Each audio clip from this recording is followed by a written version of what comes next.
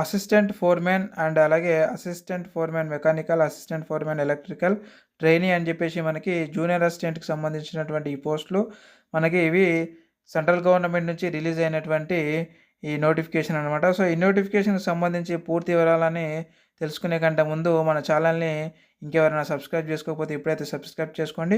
And అలాగే ఇక మనం ఈ యొక్క మొత్తం డీటెయిల్స్‌లోకి వెళ్ళినట్లయితే ఒకసారి చూడండి.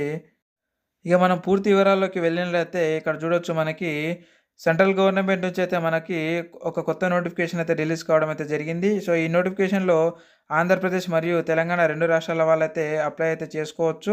ఇకపోతే ఈ నోటిఫికేషన్‌లో కేవలం 10వ తరగతి, డిగ్రీ అండ్ డిప్లొమా పాస్ అయిన ప్రతి ఒక్కరు కూడా ఇక్కడ ఈ పోస్టులకి మనము ఇక్కడ దరఖాస్తు అయితే చేసుకోవచ్చు. అండ్ అలాగే ఇక్కడ చూసుకున్నట్టయితే అసిస్టెంట్ ఫోర్‌మెన్ పోస్టులకు దరఖాస్తులనైతే ఆహ్వానిస్తుంది. ఇందులో జాబ్ వచ్చినట్లయితే నెలకి 47,000